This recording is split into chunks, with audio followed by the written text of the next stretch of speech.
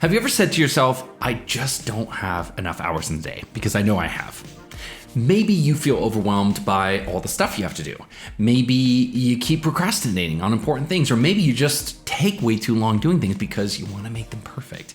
Of course, no one's ever going to have more hours in the day, no matter how much you wish for them. But today I'm going to share with you 5 tips to make it feel like you have more hours in the day. Haha. And better yet, in part 2 of this series, I'll share another 5 tips. And what's going to happen is you're going to gain more control of your time, more clarity of thought, and more peace of mind. So let's get into it. By the way, I'm Demir Bentley, the founder of Lifehack Method. If you're sick of feeling behind and you want to get back to crushing your weeks, sign up for my free masterclass on winning your week. I'm going to put a link in the description below. Now, today I'm going to tackle 3 of the most common, most hard to beat productivity issues. These 3 issues are decision fatigue, analysis paralysis, and perfectionism.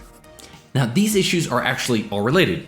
Big surprise, right? I'm going to explain more about that as we go through. First, let's talk about what decision fatigue is and how it impacts your productivity. Decision fatigue is sort of like physical exhaustion, but with your brain. It's where our mental strength runs out, and the quality of our decisions starts to deteriorate as we're running out of mental strength. Have you ever reached the end of the day making good food decisions the whole day long only to break down at the end of the day and eat a piece of cake after dinner? I know I have. That shows you how our willpower runs out throughout the day, especially as we're asking our brain to make a lot of decisions. Now, no matter how rational and high-minded you want to be, we know you can't make decision after decision without paying a real cognitive price. Now, this is different from ordinary fatigue in that you're not always consciously aware of getting more and more tired, but you are getting low on mental energy. In fact, studies show that we have a decision bank of about 200 decisions that we can make per day, after which decision fatigue starts to kick in. Now, this includes all types of decisions like what to wear, new product launches, which route to drive home. So the more choices that you make, big and small, throughout the day, the harder each additional choice becomes, and eventually your brain starts to help you out by looking for shortcuts. Now, one shortcut is to become reckless. You're more likely to act impulsively instead of expending energy to really think things through and be patient with it. This is when you eat a candy bar and just tell yourself, I'm just too tired. Now, another shortcut is the ultimate energy saver, which is doing nothing, right? So instead of agonizing over decisions, you just avoid the decision completely. Now, ducking a decision often creates huge problems in the long run, but let's be honest, at the moment, it eases your mental strain. So there is a benefit. And up here, that sounds a little like, I just can't decide on this right now. I'll do it tomorrow. But maybe you keep pushing it off day after day. Or maybe you get stuck in analysis paralysis where you just keep looping over and over again on decisions and you just can't decide. Have you ever found yourself just thinking, I don't know which direction to go with this? Maybe a business decision, maybe a life decision, and then you get sucked into doing endless research and you never reach a decision point. Well, if you'd rather research than act, then your brain is trying to avoid making the difficult decision. It's trying to help you conserve the massive amount of energy it's going to take to make a decisive commitment to one direction. In fact, studies show that the moment of decision and implementation of a decision is actually where you expend most of your cognitive energy. The problem is, you're also slowly draining out mental energy by flooding your brain with options. Now, analysis paralysis is also a classic problem for a perfectionist. Now, I'm a perfectionist, so I know this feeling really well. You know that you're spending too long on something, but your need to get it just right is just overwhelming you. The problem, of course, is that perfect is actually the enemy of good enough. So today, I'm gonna show you how to revise your mindset around perfectionism too. Okay, enough of the problem. Let's talk about my 5 tips to counteract all these ugly issues. Number 1, and write this down, plan beforehand, the night before, even the week or the month before. Gang, you know I'm a huge believer in the power of pre-planning. The further you can get ahead of something, the more likely you are to optimize it in your favor. And to be clear, the further ahead you make a decision about something, the less mental stress and strain it makes. Think about that. Making a decision today that's going to impact you in a month feels less stressful than making a decision today and needing to commit to it tomorrow. Sure, life is always going to throw you curveballs. That's just part of life. But for the things that you can plan, the things you can predict, planning ahead will reduce your decision fatigue massively. So, for example, plan what you're going to eat the night before. Plan what you're going to wear the night before. Even plan your hairstyle, your makeup, pack your bag for work, pack the kids' school lunch for work.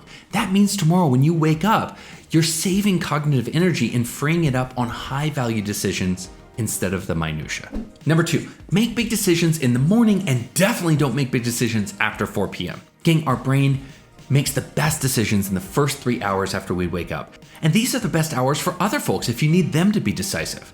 So try to make your biggest decisions in the morning before you get hit by that afternoon lull, and same for your coworkers. Try to ask them for their decisions before they become cranky and the decision fatigue themselves. Now, there's an often referenced study about judges who were hearing parolees' appeals for a reduced sentence. Now, the study revealed that as the day wore on, these judges got more fatigued and tired and even hungry, and they subconsciously started changing their verdicts.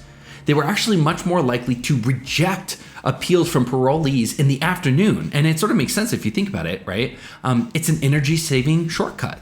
You know, if I was a judge, I would rather just maintain status quo instead of agonizing over a decision to let a parolee go onto the streets. Now remember that forfeiting a decision often creates bigger problems in the long run, but in that moment, it's easing their mental strain. All right, so that's number 2. Make big decisions earlier when your brain is fresh. Number 3, front load important things in your week, not just in your days. Just like your energy drains out from morning to evening, your cognitive energy also drains out as the week rolls on. I mean, Friday is always gonna be tougher than Monday, right? In fact, data on salespeople shows that salespeople make more sales at the end of the week than they do at the beginning. It's actually a direct line, presumably because as the week goes on, people's willpower to say no to that salesperson erodes throughout the week. But you can plan on that. You can plan on your brain power decreasing through the week and front load your most important work earlier in the week and make sure that you're not wasting that energy, that peak energy on low value tasks. Number 4, close the back doors. Get committed. Set deadlines, close the escape routes. If you know you take too long making decisions, or you face analysis paralysis or perfectionism, remember that taking massive imperfect action is better than taking no action at all. So if you have trouble taking action, get an accountability coach, get an accountability buddy. It can really help. Accountability is the fastest way to increase personal willpower and commitment. So it actually helps ward off decision fatigue and analysis paralysis and perfectionism. And gang, remember, accountability can be as simple as telling other people when you're gonna do something. It can be that simple. Number 5, simplify, simplify, simplify. Cut out decisions from your life. Just try to reduce the overall number of decisions you need to make. Now, this is a huge hack for reducing decision fatigue and relieving mental strains. Here's some examples. Mark Zuckerberg, Steve Jobs, even former President Obama had a clothing uniform so that they didn't have to make that decision of what should I wear.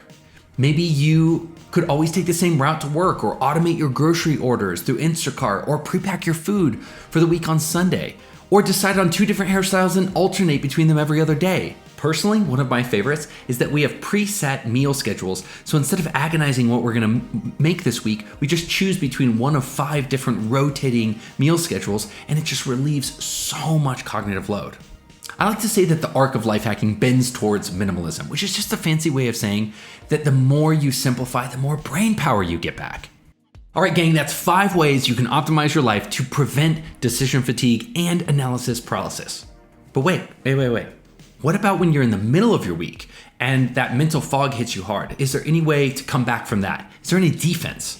Yes, actually that's part 2. In part 2, I'm gonna be sharing 5 more tips for how to regain clarity and power when you already find yourself in the middle of that mental fog. Gang, if you like this video, give it a thumbs up. If you're obsessed with human potential and living your best life like we are, consider subscribing to this channel and joining our journey to complete lifestyle freedom.